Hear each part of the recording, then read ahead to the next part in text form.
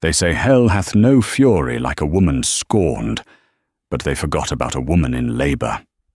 Imagine the scene. Cameras flashing, reporters shouting, and a multi-billion-dollar empire hanging in the balance. When Sterling Archibald, the ruthless CEO of Archibald Tech, decided to serve his pregnant wife divorce papers while she was breathing through contractions at Lenox Hill Hospital, he thought he was cutting loose a liability. He thought she would crumble. Instead, Evelyn Sinclair didn't just sign the papers. She turned her heartbreak into a weapon and pulled the trigger on live television. This isn't a story about a breakup. This is a story about a hostile takeover. The contraction hit Evelyn Sinclair while she was staring at a minimalist painting in the foyer of the penthouse at 432 Park Avenue. It started as a dull ache in her lower back, a tightening that she initially dismissed as just another symptom of a pregnancy that had felt closer to a hostage situation than a journey into motherhood. But then the pain wrapped around her abdomen like a tightening vice, stealing her breath. She gripped the cold, imported Italian marble of the console table, her knuckles turning white. "Not today," she whispered, squeezing her eyes shut. "Please, not today." Today was the launch of the Archon 5, the quantum processor that was supposed to revolutionize global banking.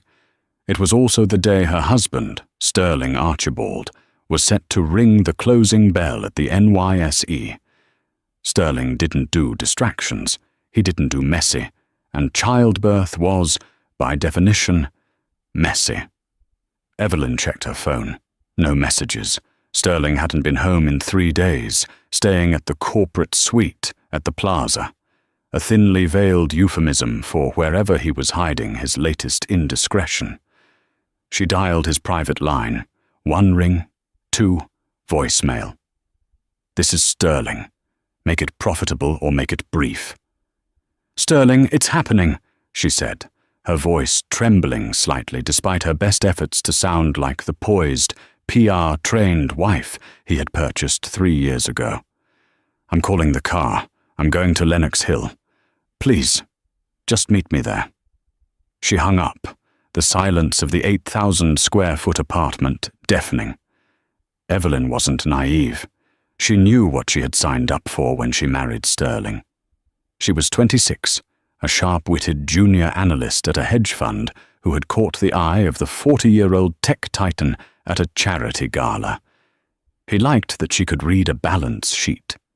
She liked that he carried himself like a king, but the fairy tale had eroded quickly, revealing the machinery underneath. She was a prop, a beautiful, intelligent accessory to soften his robotic public image. She pressed the intercom for the doorman. "Get the car, Arthur. Now." By the time the black Maybach pulled up to the private entrance of the hospital, the contractions were 7 minutes apart. Evelyn breathed through the pain, clutching her stomach. She was alone. No husband holding her hand, no nervous pacing. Just her, the driver, and the NDA she had signed regarding the privacy of the unborn heir. The VIP wing of Lenox Hill was quieter than a library. It smelled of lavender and antiseptic. The nurses, hand-picked and highly paid, moved with deferential silence. Mrs. Archibald, the head nurse, a stern woman named Beatrice, greeted her. "Dr. Rossi is scrubbing in. Have we heard from Mr. Archibald?" Evelyn winced as another wave of pain crashed over her. "He's on his way. Traffic." It was a lie. They both knew it. 3 hours passed. The pain was now a blinding, rhythmic agony. An epidural had taken the edge off, but the emotional chasm was widening. The TV in the corner of the suite was tuned to CNBC. There he was, Sterling Archibald. He looked impeccable in a bespoke charcoal suit, standing on the podium at the exchange, a dazzling smile on his face. The ticker tape scrolled beneath him. Archon Dynamics stock soars to record high.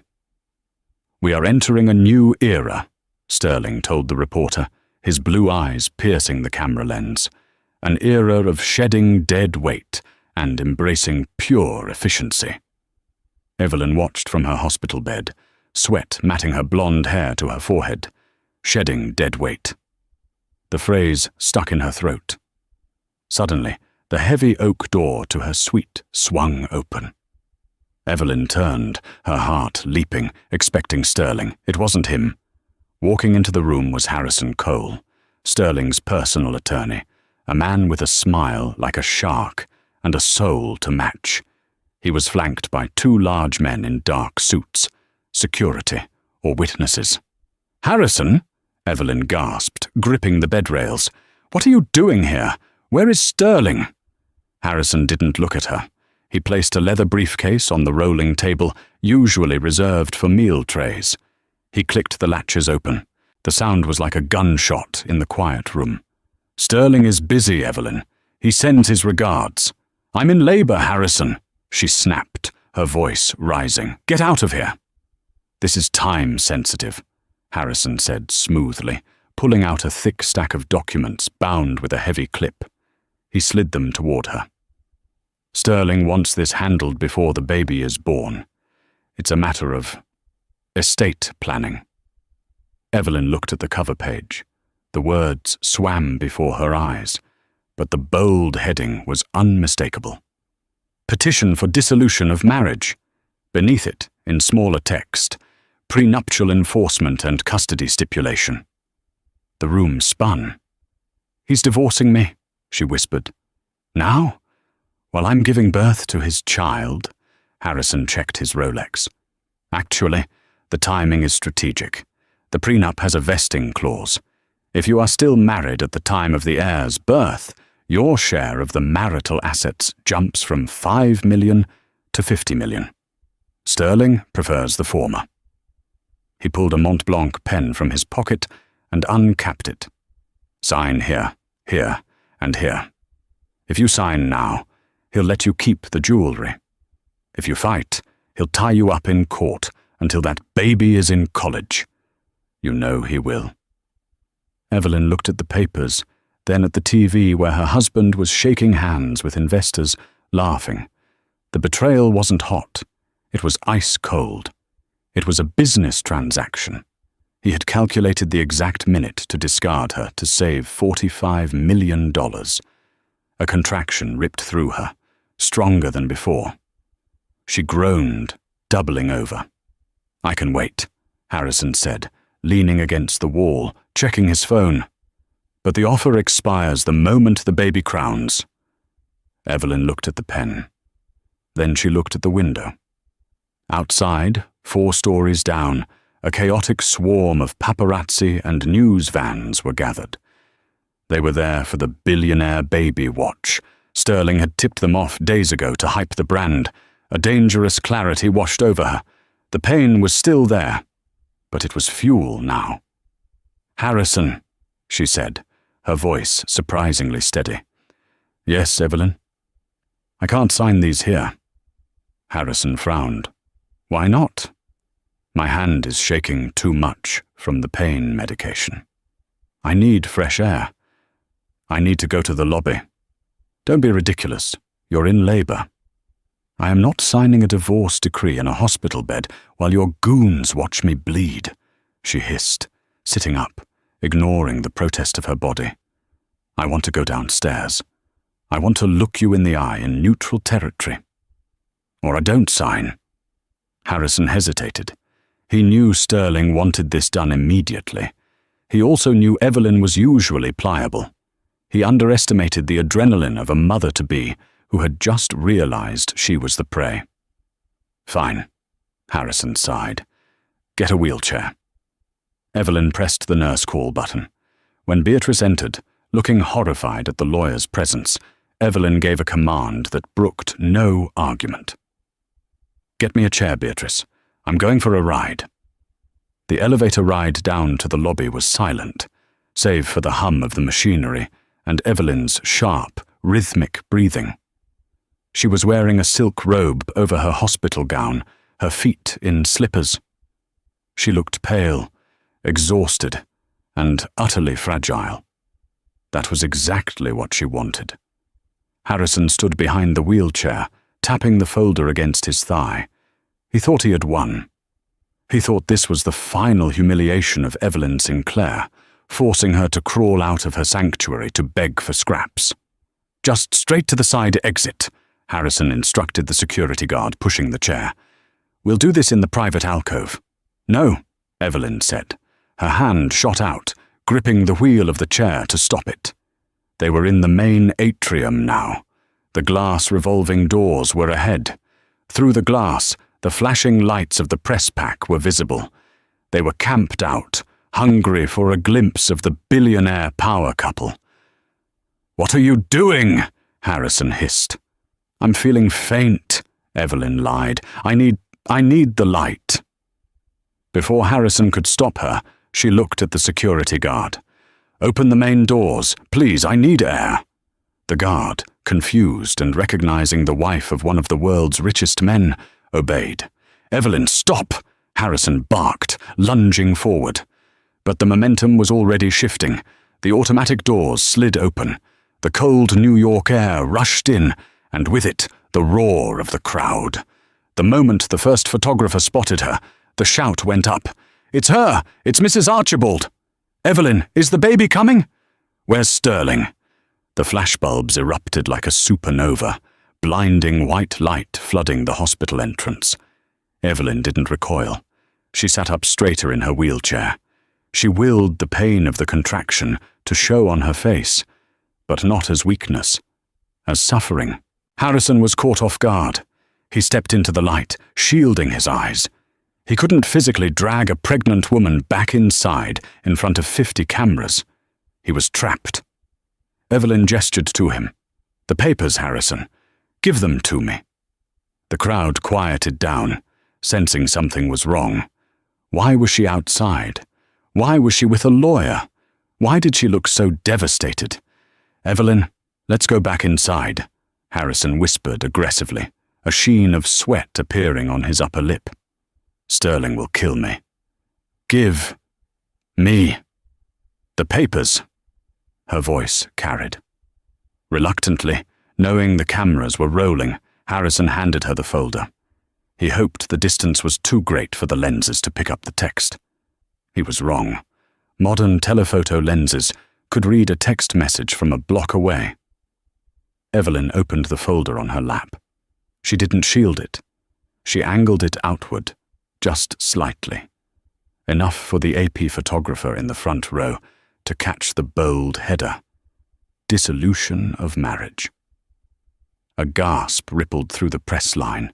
The questions changed instantly. "Evelyn, is that a divorce settlement? Is Sterling leaving you? Are you signing that now?" Evelyn looked up, directly into the lens of the nearest camera, a feed she knew was being broadcast live. She imagined Sterling watching this in the green room of the NYSE. She didn't speak to the reporters. She spoke to the camera. "He sent these to my delivery room," she said, her voice breaking perfectly. "He wanted me to sign them before our child took its first breath, to save money." The outrage in the crowd was instantaneous and palpable. Even the paparazzi, usually sharks, were struck by the cruelty of it. "Harrison," she said, holding out her hand for the pen. "Don't do this," the lawyer warned, his face pale. "Pen." He handed it to her. Evelyn placed the document on the flat surface of the wheelchair armrest. With a shaking hand, she signed her name. Evelyn Sinclair. She didn't sign Archibald. She ripped the signature page out. Then she held the rest of the document up. "Tell Sterling," she said, her voice gaining strength, ringing out over the sound of shutters clicking, "that he can keep the money. He can keep the houses. He can keep the stock." She tore the papers in half. "But he just lost his family." She threw the torn pieces at Harrison's feet. "Now get out of my way. I have a baby to have." She spun the wheelchair around herself, ignoring the guard, and wheeled back toward the safety of the hospital doors. Behind her, chaos erupted. The reporters swarmed Harrison. Phones were being pulled out. Tweets were flying. Divorce, while in labor, was trending within 30 seconds. Back in the elevator, the adrenaline crashed. Evelyn slumped forward, sobbing as the next contraction hit her with the force of a freight train. Beatrice, the nurse, was by her side instantly, rubbing her back. "That was the bravest thing I've ever seen," Beatrice whispered. Evelyn looked up, tears streaming down her face, her eyes hard as diamonds. "I'm not brave, Beatrice. I'm at war." As the elevator doors opened back onto the VIP floor, Evelyn's phone, which she had left on the bed, was buzzing incessantly. It was Sterling. She didn't answer. She turned the phone off. But she wasn't done. The public signing was just the opening salvo. Sterling thought the prenup protected his assets. He thought the vesting clause was his safety net. He had forgotten one thing. Evelyn had been the one who proofread his original merger contracts with his partners 5 years ago. She knew where the bodies were buried, and more importantly, she knew that the Archon V-chip launched today had a fatal flaw, a thermal throttling issue that Sterling had covered up to hit his quarterly targets. She had the emails, she had the test data, and now she had the sympathy of the entire world. "Dr. Rossi is ready," Beatrice said, helping Evelyn back into bed. "Good," Evelyn gritted out, gripping the sheets. "Let's get this baby out. I have a press conference to schedule for tomorrow morning." The green room at the New York Stock Exchange was designed to smell like victory. It was a scent of mahogany, chilled Dom Perignon, and the distinct metallic ozone of money-changing hands. Sterling Archibald held a flute of vintage champagne, the bubbles dancing in the glass. He had just rung the bell. The Archon Noirfe was trading at $450 a share, up 12% in 20 minutes. He was a king. "Brilliant speech, Sterling," said Marcus Thorne, his COO, clapping him on the back. The shedding dead weight line played well with the institutional investors. They like seeing you lean.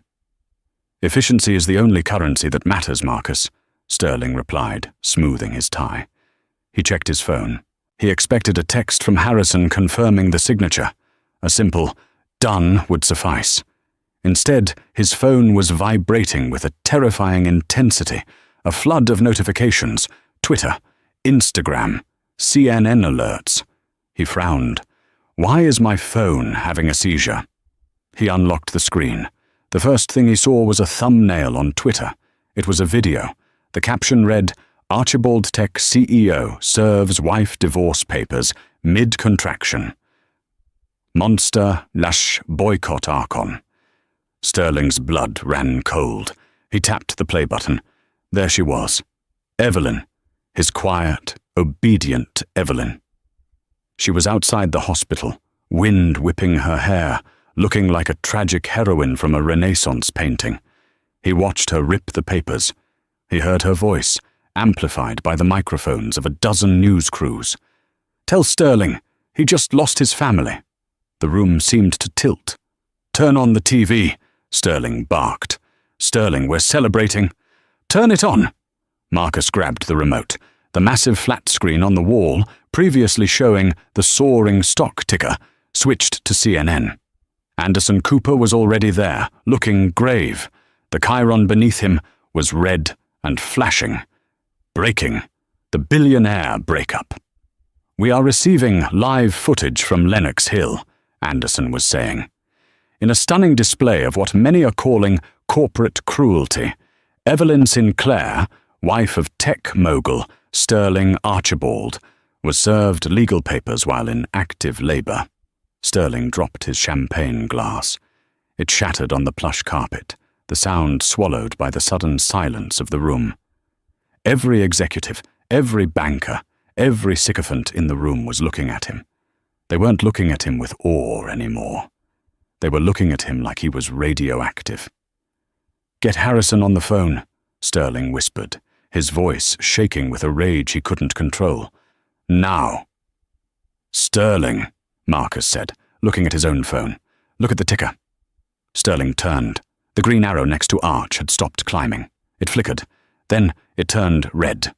$448, $442, $430. The algorithm bots that scraped social media for sentiment analysis had triggered a sell-off. Moral turpitude clauses were blinking on trading desks from London to Tokyo. The market didn't care about marriages, but it hated instability. And a CEO who declared war on his pregnant wife on launch day screamed instability. "My car," Sterling snarled. "I need to get to the hospital. I need to fix this narrative before the market closes." At Lenox Hill, the world outside didn't exist anymore. There was only the white room, the rhythmic beeping of the monitor, and the primal, earth-shattering work of bringing life into the world. Evelyn was exhausted. Her stunt in the lobby had drained her adrenaline reserves. Now, she was operating on pure instinct. "Push, Evelyn, push," Dr. Rossi urged. "I can't," Evelyn sobbed, her head falling back against the pillow. Her hair was matted with sweat. "I can't do it alone." Beatrice, the nurse who had wheeled her down, took her hand. Her grip was iron. "You are not alone.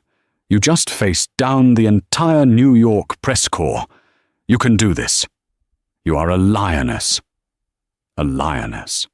Evelyn closed her eyes. She thought of the empty penthouse. She thought of the cold signature on the prenup.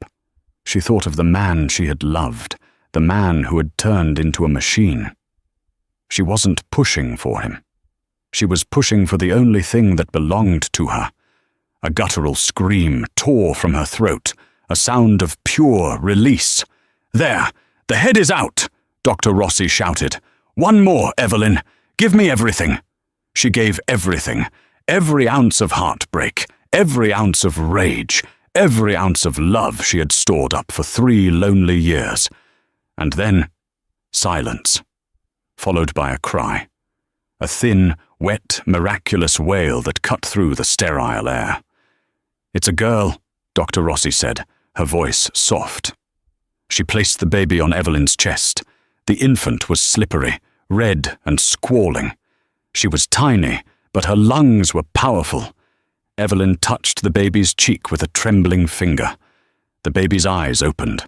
They were dark, unfocused, searching. "Hi," Evelyn whispered, tears blurring her vision. "Hi, you." The door to the suite banged open. Evelyn flinched, instinctively curling her body around the baby. It wasn't Sterling. It was the head of hospital security, a burly man named Mr. Henderson. He looked flustered. "Mrs. Archibald, Ms. Sinclair," he corrected himself. "I'm sorry to intrude." "What is it?" Evelyn asked, her voice raspy. "Mr. Archibald is in the lobby. He has a security detail. He's demanding to come up. He says he has a legal right to see the child." Evelyn looked down at her daughter. The baby had quieted, listening to her mother's heartbeat. "He has no rights yet," Evelyn said, her voice low and dangerous. "He hasn't signed the birth certificate, and I am the patient." "He's threatening to sue the hospital," Henderson said nervously. "He's very agitated." Evelyn looked up at the security chief. "Mr. Henderson, if you let that man into this room, if you let him bring his toxicity near my daughter in her first hour of life, I will walk out onto that balcony and tell every camera down there that Lenox Hill doesn't protect mothers." Henderson swallowed. He had seen what she did to Harrison Cole. He knew she wasn't bluffing. "I'll tell him the ward is on lockdown due to infection protocol." Henderson nodded.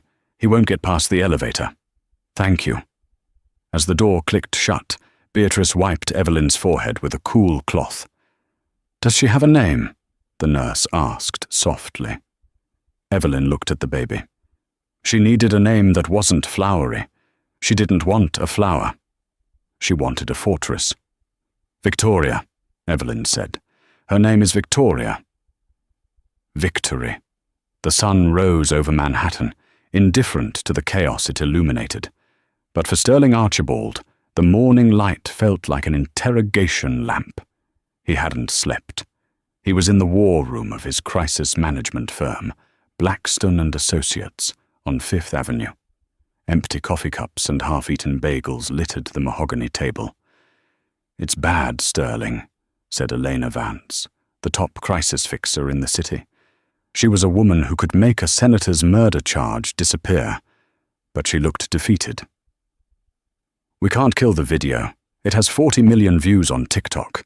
The hashtag divorce.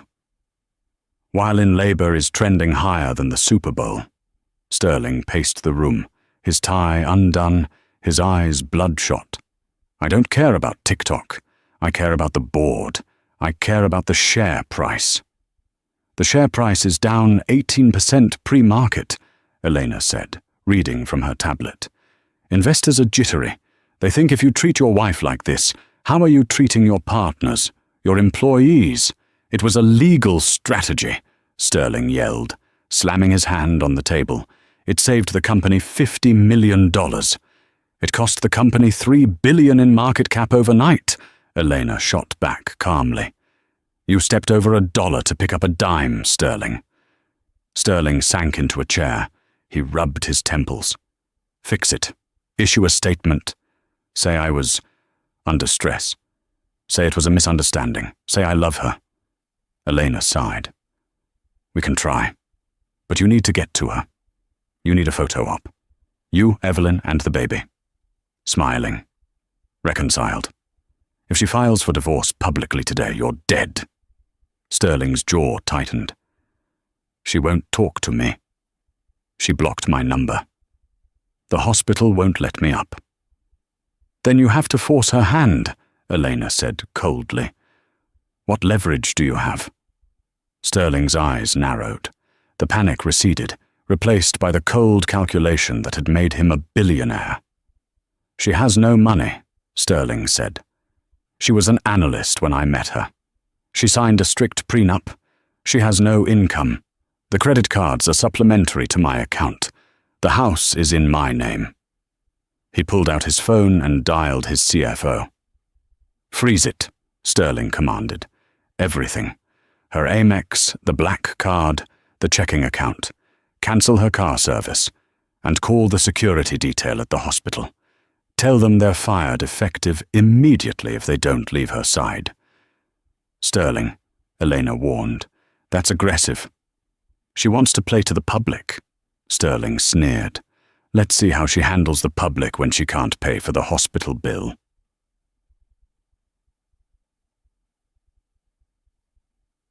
Evelyn woke up to the sound of silence.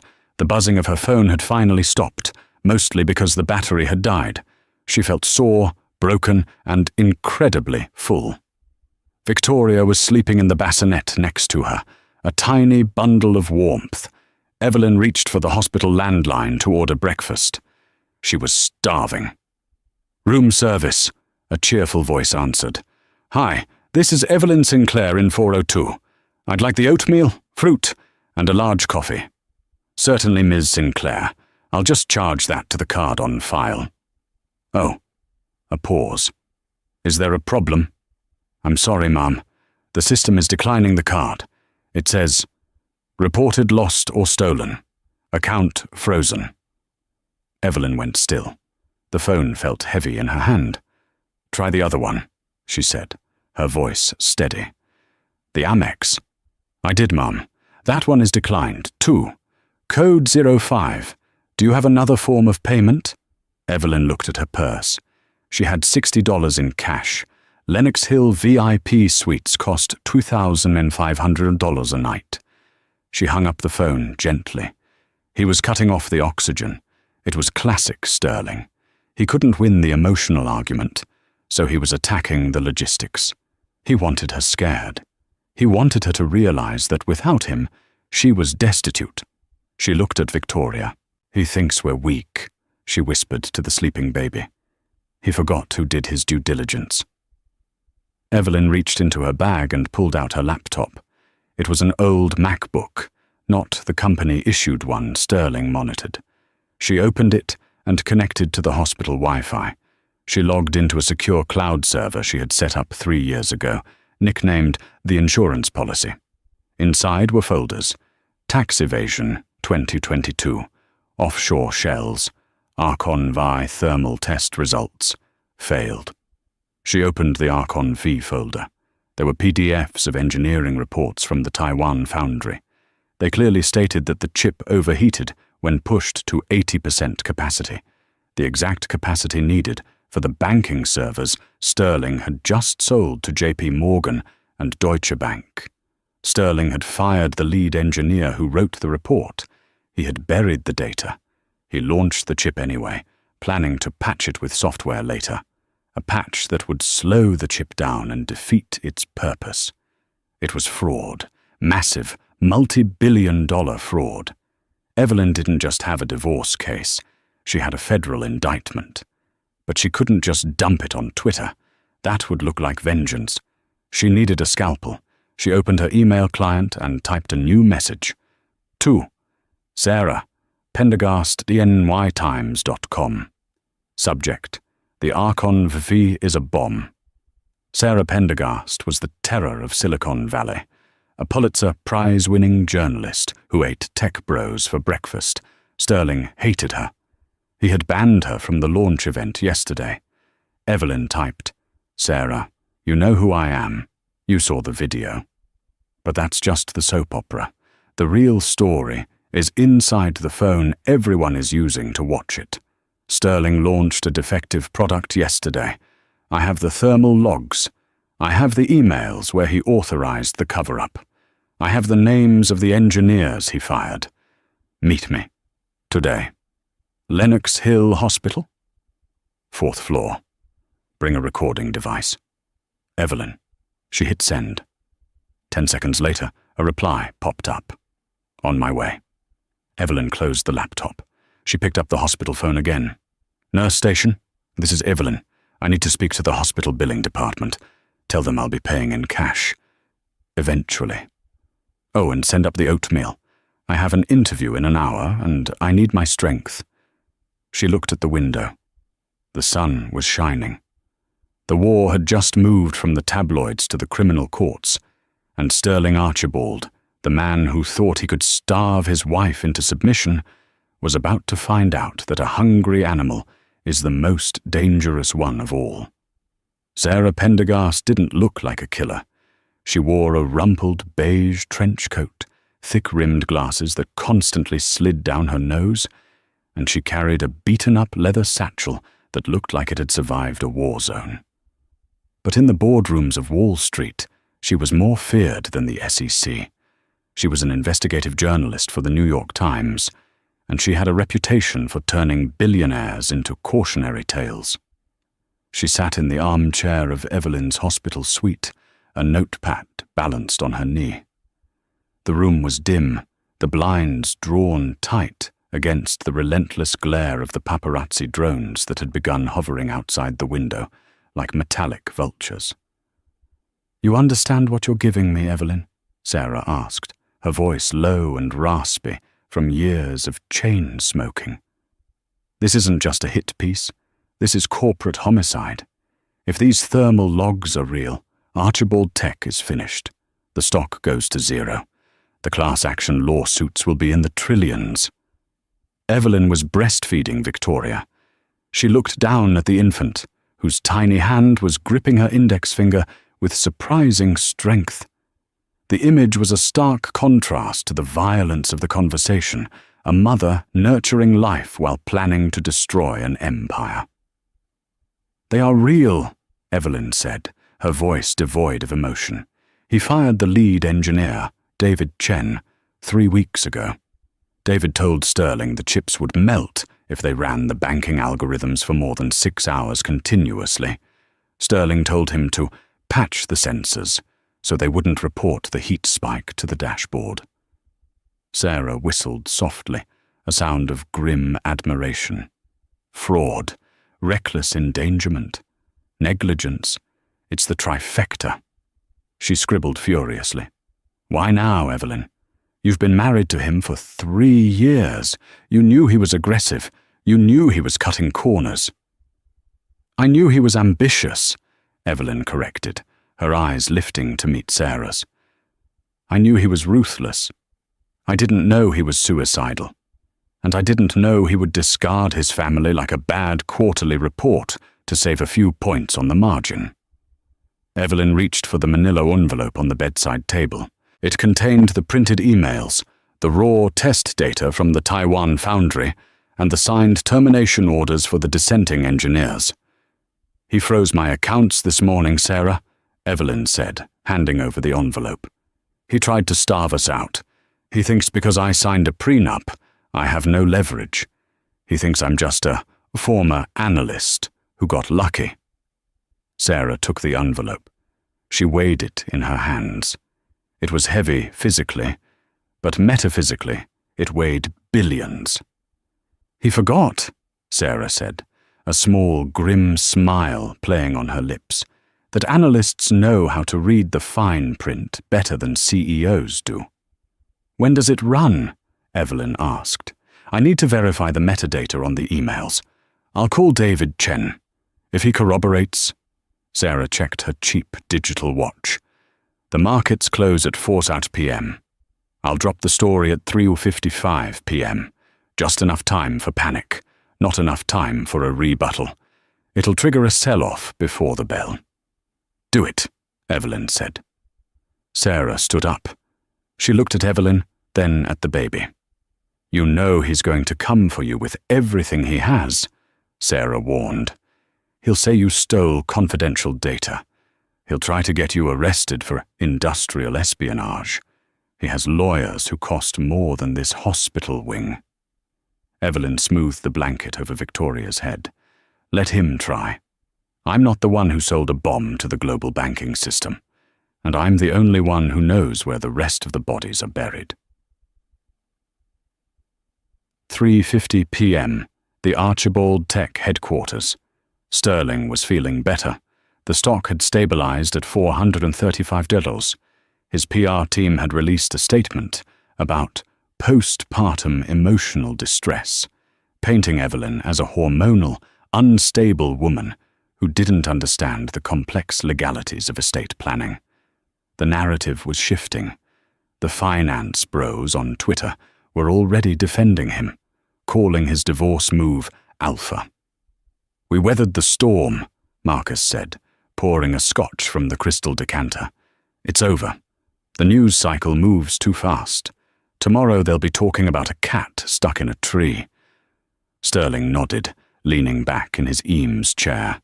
Send flowers to the hospital. Big ones, lilies, and have legal draft a custody agreement. I want 50-50 custody.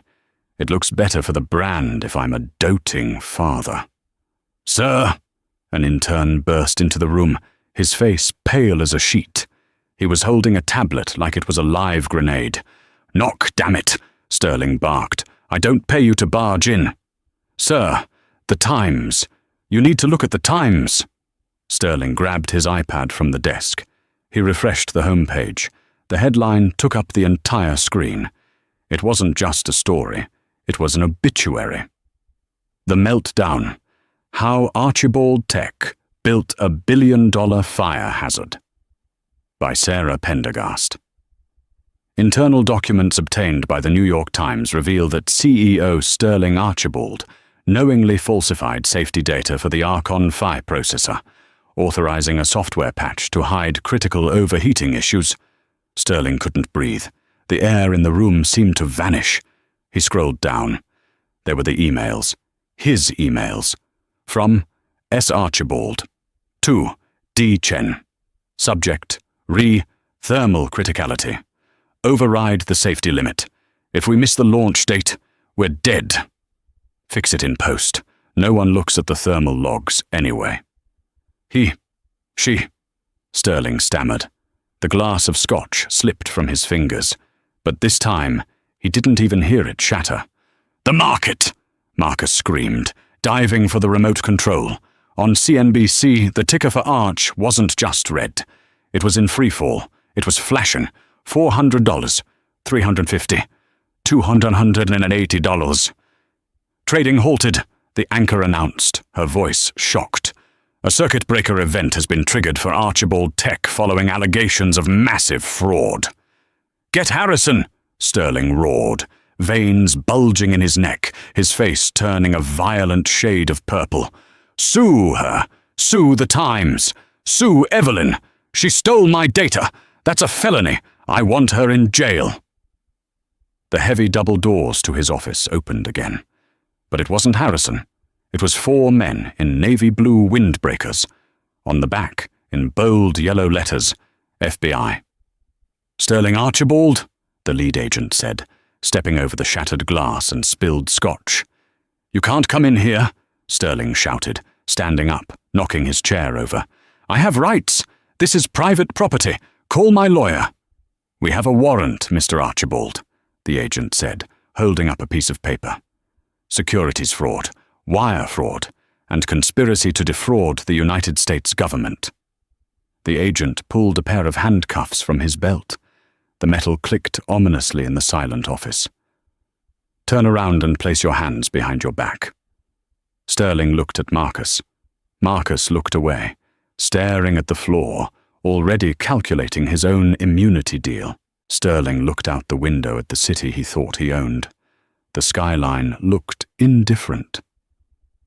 "Evelyn," he hissed, the name tasting like poison. "You witch." The arrest of Sterling Archibald was the most watched event in television history, surpassing the Super Bowl. The image of the billionaire being led out of his glass tower in handcuffs, his bespoke suit rumpled, his face a mask of shock, was plastered on every screen in the world. It was a modern Greek tragedy. But inside Lenox Hill, it was quiet. Evelyn watched the arrest on her laptop. She didn't feel joy. She didn't feel triumph. She felt a deep, exhausting relief, like setting down a heavy pack after a 100-mile hike. There was a soft knock on the door. It opened to reveal Harrison Cole. He looked different today.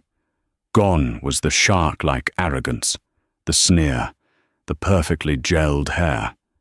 He looked tired. He looked like a man who knew he was on the wrong side of history. "You can't be here, Harrison," Evelyn said, not looking up from the screen. "I have security now." And she did. David Chen, the fired engineer, had reached out. He had friends in private security. 2 massive former Marines were standing outside her door, unpaid, just to protect the woman who had vindicated them. "I'm not here for Sterling," Harrison said, quietly, stepping into the room with his hands raised. "I'm here to resign as his counsel." Evelyn looked at him, her eyes narrowing. A rat leaving the sinking ship? Maybe, Harrison admitted. He placed a document on the rolling table. Or maybe I just realized that defending a man who knowingly sold faulty tech to hospitals and banks is a line I can't cross. The DOJ is talking about 20 years, Evelyn. He's done. What is this? Evelyn pointed to the document. It's the prenup, Harrison said. The one you signed. I know what it says. I get nothing. The vesting period hadn't hit. Technically, Harrison said, adjusting his tie. But there's a clause. Clause 14b. The bad boy clause. Usually it's used against the wife for infidelity. But the wording is ambiguous. It says if either party engages in criminal conduct that materially damages the reputation of the family estate, the prenuptial agreement is void ab initio. Evelyn stared at him. The silence stretched. Sterling just got arrested for federal fraud, Harrison continued. The prenup is garbage, void. You are entitled to half of the marital assets, or considering the damages and the distress, everything that's left. I don't want his money, Evelyn said. I want him gone.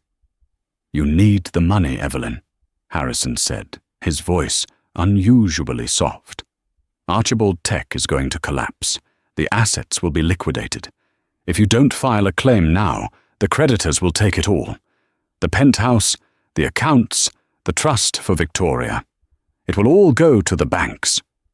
He pushed the paper closer. "Take it. Not for you. For her." Evelyn looked at Victoria, who was awake now, blinking her dark eyes at the unfamiliar voice. She thought about the frozen credit cards. She thought about the fear of the last 24 hours. She picked up the pen. The same hand that had shaken yesterday while signing the divorce papers was steady now. "Harrison," she said. "Yes." "Why are you helping me? You were his attack dog for 10 years. Harrison looked at the door, then back at her. "Because I have a daughter too, Evelyn. And if anyone ever treated her the way Sterling treated you, I'd burn the world down." Evelyn signed the motion to void the prenup. "File it," she said. "And Harrison?" "Yeah. Tell the DOJ I'm willing to testify." 2 days later, the arraignment was held at the Southern District of New York Courthouse. The streets were barricaded. The crowds were chanting Evelyn's name. She had become a symbol of resistance. Evelyn arrived in a black SUV. She wore a simple white suit, a color of purity, but also of mourning. She carried Victoria in a carrier against her chest. She looked like a Madonna of justice. Sterling was already inside. He had been denied bail. He sat at the defense table in an orange jumpsuit, stripped of his suits, his watches, his dignity. He looked smaller. The aura of power was gone, replaced by the desperate sweat of a man facing the abyss. When Evelyn walked in, the courtroom went silent. She didn't look at him. She walked to the front row and sat down. The hearing was short. The evidence Sarah Pendergast had published was overwhelming. The judge, a stern woman named Justice Halloway, looked at Sterling with undisguised contempt. "Mr. Archibald, given the flight risk and the magnitude of the alleged fraud, you are remanded to custody until trial." As the marshals moved to take him away, Sterling lunged. "Evelyn," he screamed. "Evelyn, look at me." He fought against the restraints, his face twisted. "I built this. I made you. You are nothing. You are nothing without me. You'll starve." Evelyn stood up. She turned slowly. She looked him in the eye. The room held its breath.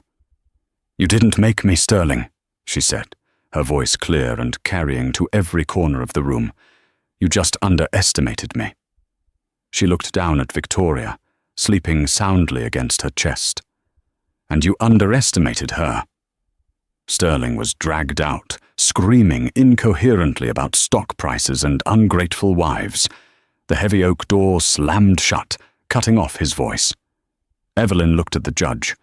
Justice Halloway nodded, an almost imperceptible gesture of respect. Evelyn walked out of the courthouse. The press was waiting. 1,000 microphones were thrust in her face, a sea of questions. "Evelyn, how does it feel? What will you do now? Will you take over the company?" Evelyn adjusted the blanket over Victoria's head to shield her from the flashes.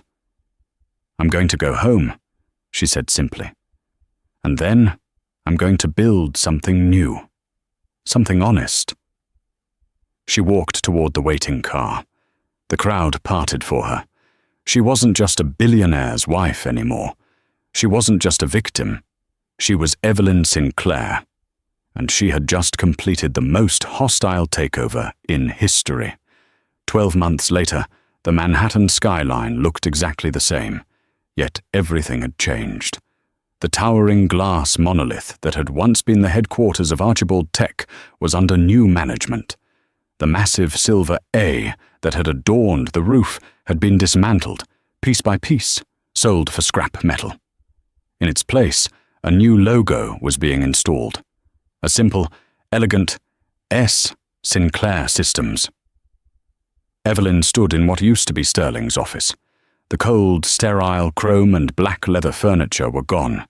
The space was now filled with warm oak, soft cream textiles, and light.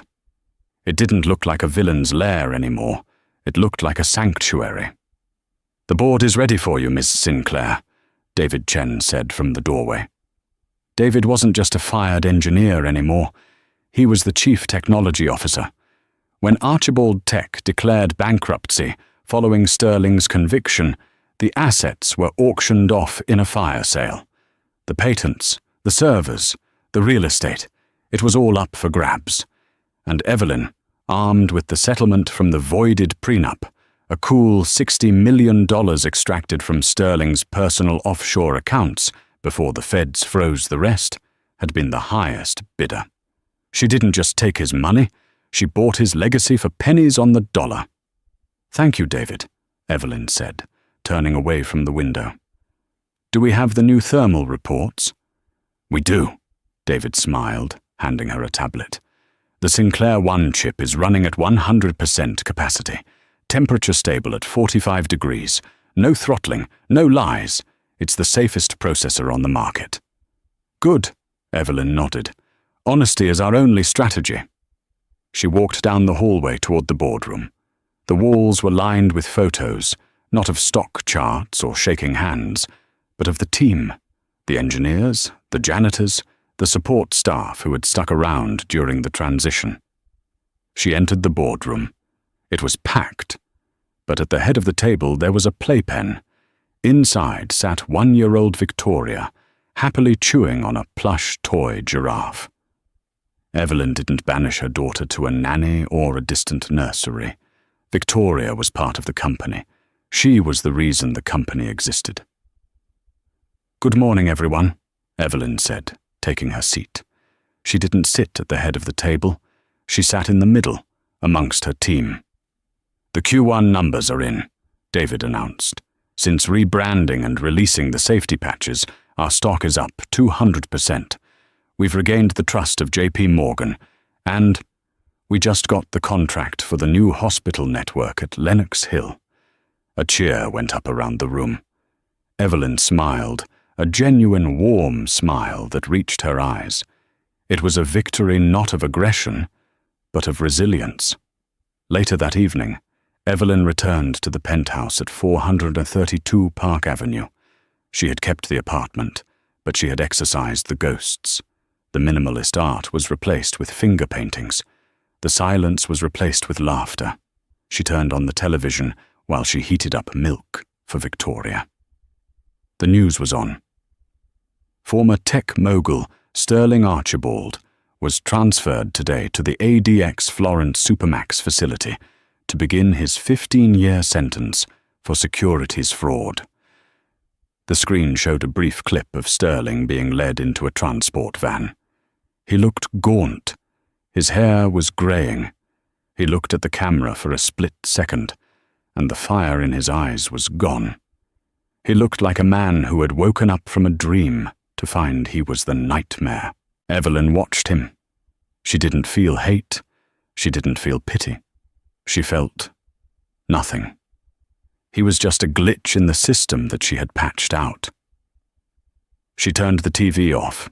She picked up Victoria and walked out onto the balcony. The wind was cold, but Evelyn didn't shiver. She looked out at the city lights, millions of them, glittering like diamonds. "Look at that, Tori," she whispered to her daughter. Victoria cooed, reaching out a chubby hand toward the Empire State Building. "Your father thought power was about how many people you could control," Evelyn said softly, kissing the top of the baby's head. "He thought money was a wall you built to keep people out." She held her daughter tighter. But he was wrong. Power is about what you can build when everything falls apart. And the only wall that matters is the one that protects the people you love. Evelyn Sinclair looked at the city she had conquered, not with a fist, but with the truth. "We're going to be just fine," she said. And for the first time in her life, she knew it was absolutely true. And that is the incredible story of Evelyn Sinclair. She went from a disregarded wife being served divorce papers while in labor to the CEO who bought her ex-husband's empire from the ashes. It's a brutal reminder that in the world of high-stakes business, the most dangerous asset you can overlook is the human heart. Sterling Archibald thought he was cutting dead weight, but he was actually cutting the parachute that was keeping him from crashing. Evelyn proved that while revenge is sweet, success, built on honesty and resilience, is the ultimate revenge. She didn't just survive the divorce, she won the war. Now, I want to hear from you.